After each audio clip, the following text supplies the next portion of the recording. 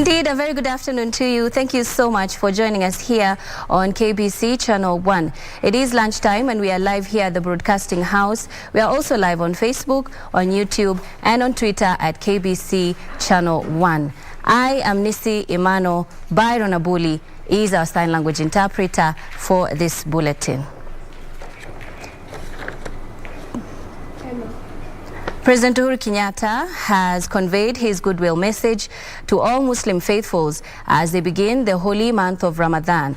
President Kenyatta urged the faithfuls to remember the country in prayers, especially as the nation ages closer to the general elections.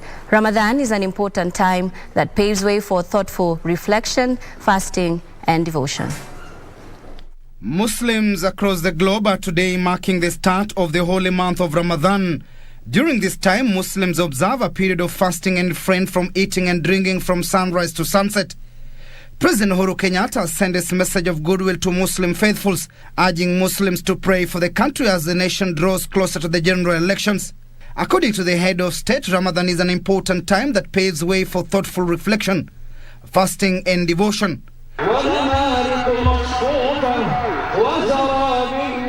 On his part, Deputy President William Ruto has sent a message of goodwill to all Muslims as they commence the holy month of Ramadan. Napenda kuwahusia Waislamu wote muliombee taifa letu ili tupate rehema na baraka za Mwenyezi Mungu kwa watoto wetu, familia zetu na Wakenya wote, hasa wale wanaokabiliwa na janga la njaa pamoja na wale waliopo kwenye maeneo yasiyo na usalama wa kutosha.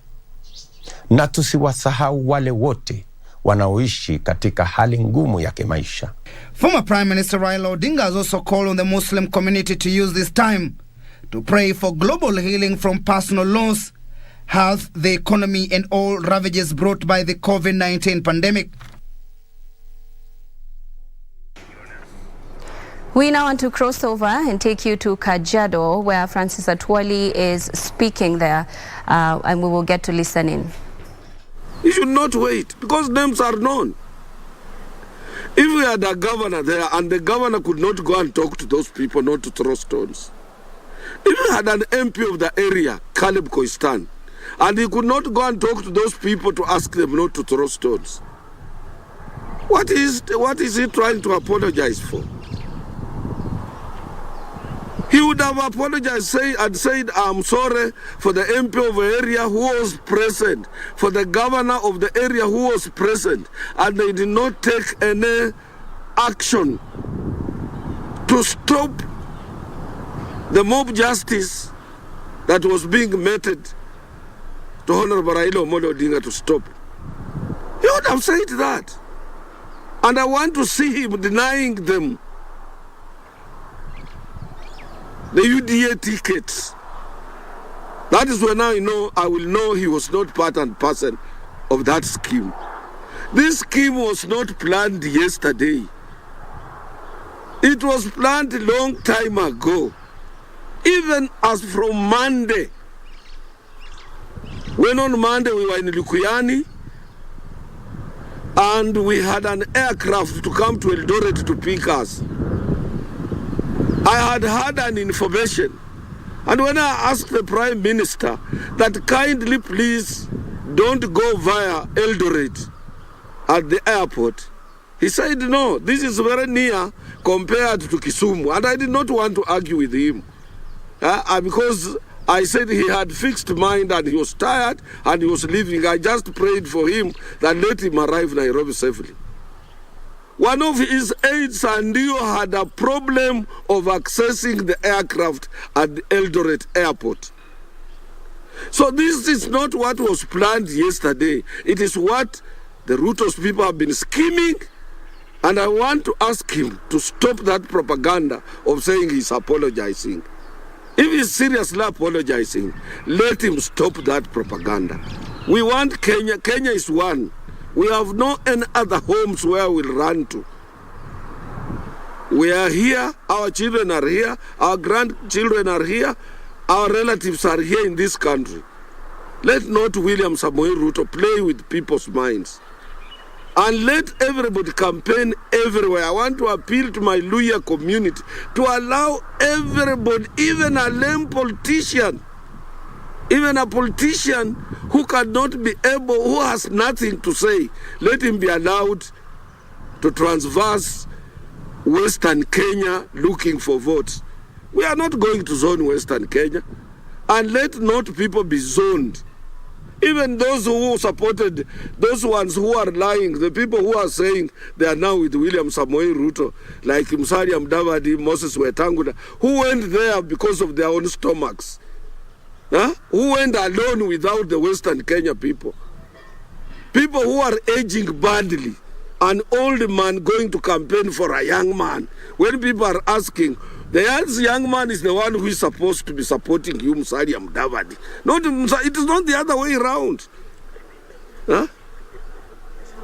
So, this is what I'm trying to say. For the young people who are there before, an old person like Musalia Mudavadi, like Moses Wetangula, he's not supposed to go and campaign for him. And these are the people who are misleading Ruto. And somebody writing statements for them to read. You say you deny, and we were with you signing at KICC, signing for BBI. You come up and say, oh, this thing is very bad, let's change for the money, oh, this person. BBI, I went through all those meetings. I was not being funded by government. And I've never been funded by government on any project, including in my home here. We feel for this country, and they must stop it. Ruto must stop having some ulterior motive and scheming how he can eliminate leaders before the elections. This is worse. It's more worse than Ebola. It's more worse. Of course, Francis Atwoli there speaking, he's sharing his sentiments about the incident that happened in Elgeyo Marakwet, where the ODM leader Raila Odinga's chopper was pelted. He is just urging Kenyans to practice political tolerance. Away from that, Mtangazaji Savings and Credit Cooperative Society has announced improved cash flow and improved profitability for the year ending December 2021 amid COVID-19 pandemic profitability. The SACCO chairperson, Liverson Mwasere, further revealed that a 10% dividend proposal has been voted for during the annual general meeting held at KBC grounds. Mtangazaji SACCO, which held its annual general meeting today, has seen an increase in members' deposits in 2021 compared to year 2020. The members' deposits increased from 36.6 million shillings in 2020 to 37.6 shillings in 2021. This is an increase of 940,000 shillings. Liverson Mwasere, the SACCO's chairperson, however, said the issuance of loans to members decreased in 2021 compared to the previous year, 2020. He also earmarked this person removes money which is not his. So in the end, we are trying to see a situation whereby if you are on direct debit and I'm on the check-off system for the KBC, should I give you a loan first or the other person first? Despite the negative impact of COVID-19 pandemic, Mtangazaji paid higher dividends to the members at 10%. Actually, I want us to invest more because of our savings. We want to improve on our savings. Then maybe you can invest the savings in a secure position whereby in the next 2-3 years, we should be having about 10 million in our account as a savings. And a bit okay, but not really 100%. They have given loans, even they have interest on loans, and they have something to share as interest on members' deposit. In other words, dividends. And they are going home with 10% for your savings, minus 5% of the tax. Members have, however, been urged to increase their savings in order to enable more issuance of loans that will enable improved profitability and brighter economic prospects.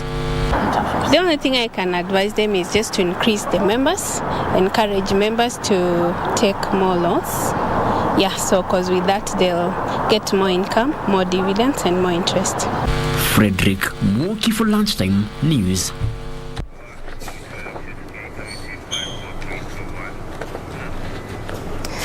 Moving on, newly appointed Music Copyright Society of Kenya, Dr. Ezekiel Mutua, says he's determined to curb music piracy and ensure artists benefit fully from their work. Mutua called on musicians to support his office as he intends to bring sanity to the industry. At the same time, Mutua outlined some of his key agendas for the industry. Yes. MCSK for a long time. I'm not a regulator. I think there is a lot of confusion between Mutua of Kenya Film Classification Board and the Mutua of MCSK. Yes, we'll have conversations about clean content and about what is best for our musicians and what is best for society. But our focus right now is to defend and promote the rights of our musicians. So much potential for MCSK.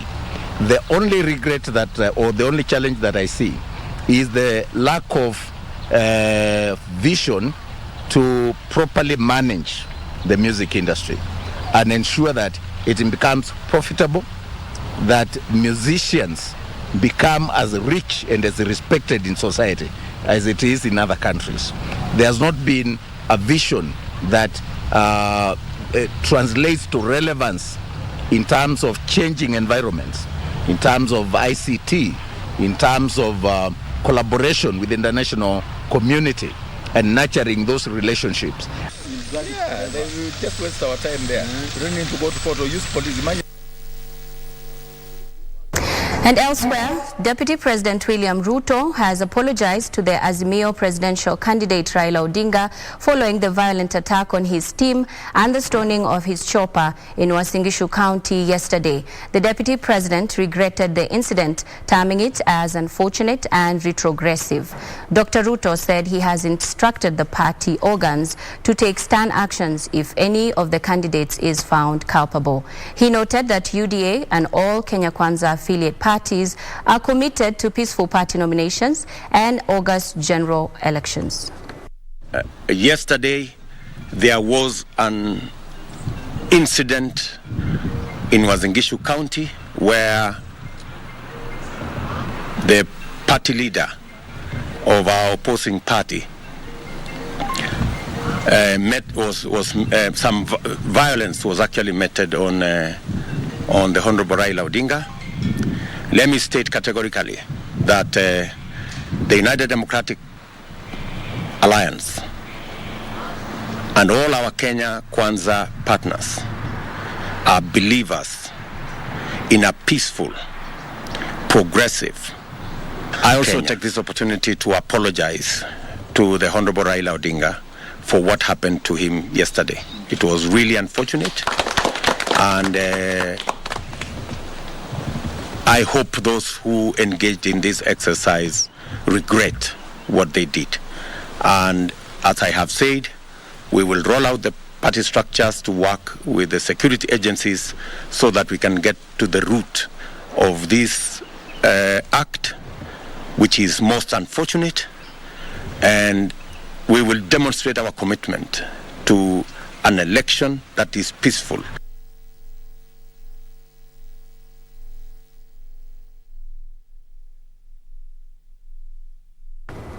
A family from Malava, Kakamega County is seeking for financial assistance to have their 3-year-old daughter undergo cochlear implant operation to restore her hearing ability. Baby Valia Mahuka was diagnosed with sensorineural hearing loss at the age of 2 and now needs 5.5 million shillings to undergo the operation at a local hospital. Sensorineural hearing loss is caused by damage to the structures in the inner ear and nerve that runs from the ear to the brain. According to baby Valia's parents, their baby was born well, but suddenly she developed hearing complications when she was 2 years old. At about 2 years, alikuwa ameanza kusikia, but I realized that ameanza kulose maneno yenye alikuwa amejifunza. So we decided to take for speech therapy tuone kama ni delayed speech ama ni kuna shida yoyote. Baby Valia was taken for treatment in Kenyatta Hospital for her first operation. However, her hearing difficulties still persisted. Tukakuja hapa Kenyatta, wakamfanyia surgery, wakatoa adenoids na wakatoa fluid kwa middle ear, waka-insert grommets. So after the surgery, daktari akatuambia based on the nature of the hearing loss, mtoto anahitaji cochlear implants. Another attempt was done at Nairobi Hospital, where the doctors recommended the cochlear implant operation, which can only be done by Cochlear Implant Group of Kenya station at the same hospital. Ruto hospitali wakatuambia sasa hapo itabidi mtoto afanyiwe kitu inaitwa cochlear. Kuulizia cochlear tukaambia sikio moja ni 2.75, lingine 2.75. Kiangalia amount yenyewe bado inakuja 5,500,000. The cochlear implant operation costs 5.5 million shillings for both ears. And to save the hearing ability of baby Valia, her parents are pleading with the well-wishers to help them raise at least 2.75 million shillings for her to undergo cochlear implant operation for one ear. I wish to request Kenyans. As a mother, I look at my child and I just ask myself so many questions like why.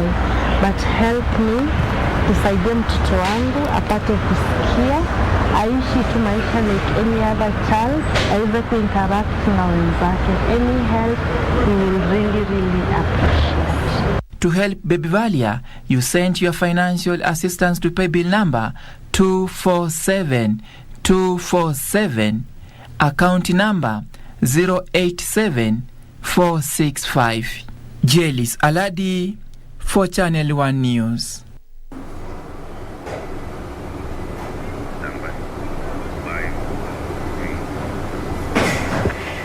It's time now for our first break, but more news on the other side of this break. Please keep it here.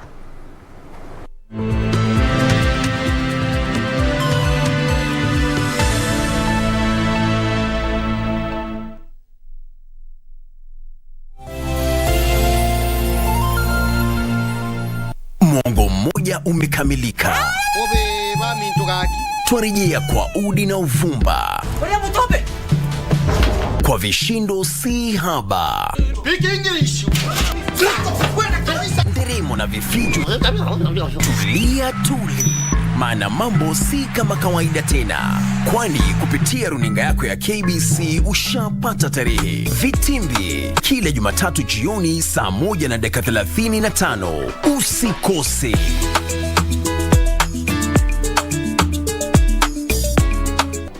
Do you have a news story to share with KBC? Get in touch swiftly on email news@kbc.co.ke or call 0723-892-654 or 0734-780-124.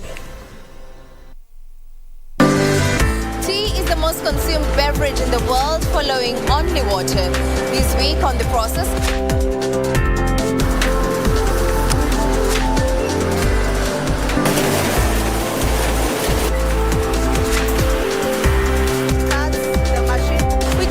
a look at orthodox tea processing.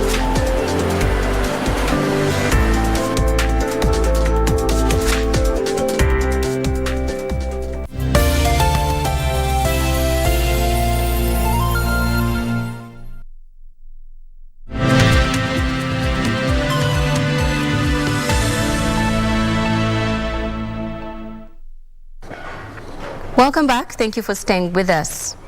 Now, the government intends to build 50 dams in Narok and Kajiado counties to arrest cases of soil erosion that has affected Lake Magadi and made a number of salt companies to close shop due to the situation of the lake. Speaking during the 4th Forum Medium Term Plan 2023-2027 County Consultation Forum in Narok, Youth Affairs Principal Secretary Charles Sunkuli says the key road connecting the two counties will also be constructed to spur trade between the two counties.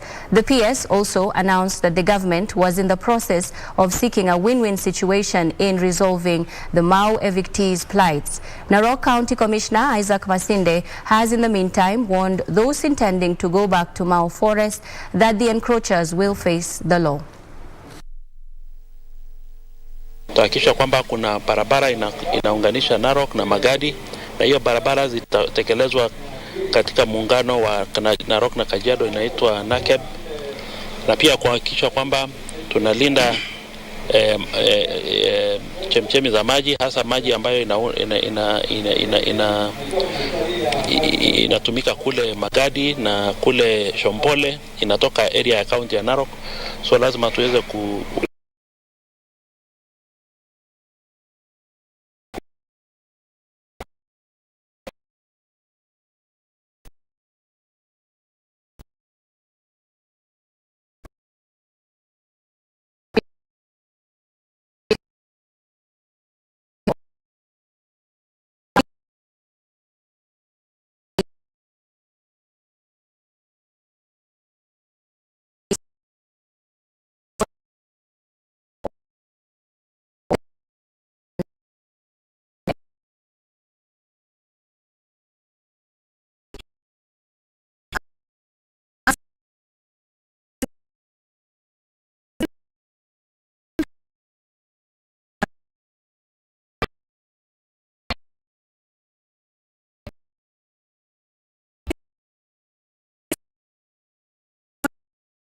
were placed at the Rights of Life Rescue Center to shield them from FGM. Keep on telling yourself, I can and I can achieve my dreams, okay? Yes. You should consult with your teachers. You should not let them even take rest. If you have not known something, maybe you are weak in this subject, go, follow them, and may you make them your friends. Today, their star is shining bright, with Sheni Regina having scored 421 marks and 15-year-old Fancy Chepkemoi posting 390 marks in the just released KCP results. They didn't really know if I'll make those dreams come true, but they gave me that hope that, yeah, you can do it, you can go to Kenya High, you can be the best. So I'd like to urge you to take this chance. So many people like to have it, but they don't have it. So take it, utilize it, use it, like do your very best.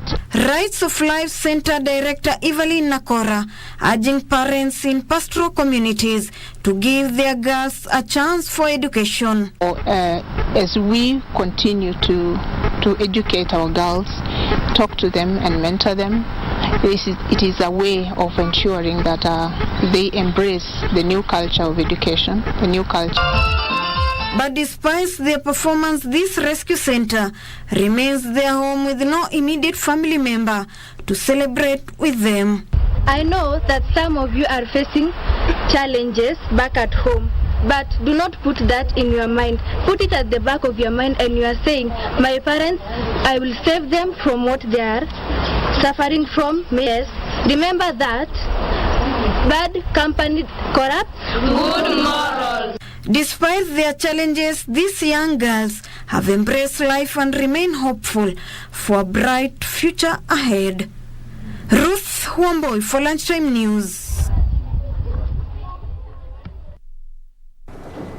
Moving on, 12 years down the line, a cry of humanity has been answered to Merti residents in Isiolo County following completion of a water project that cost 95 million shillings.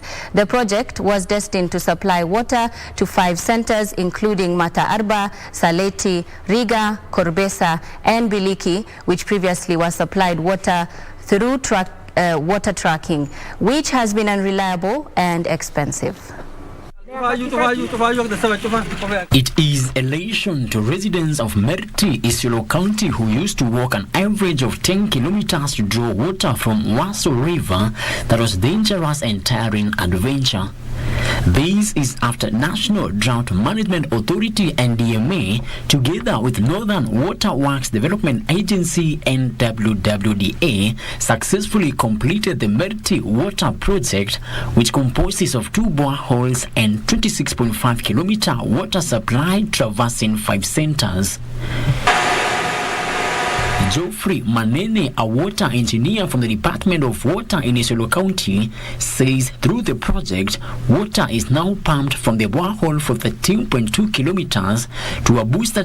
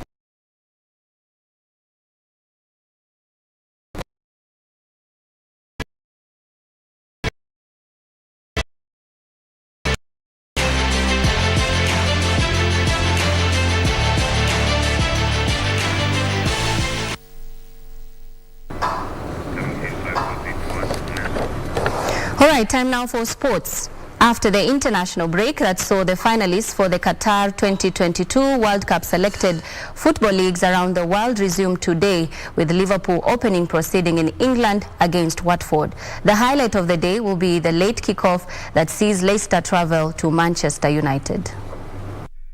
Liverpool's Trent Alexander-Arnold is back in full training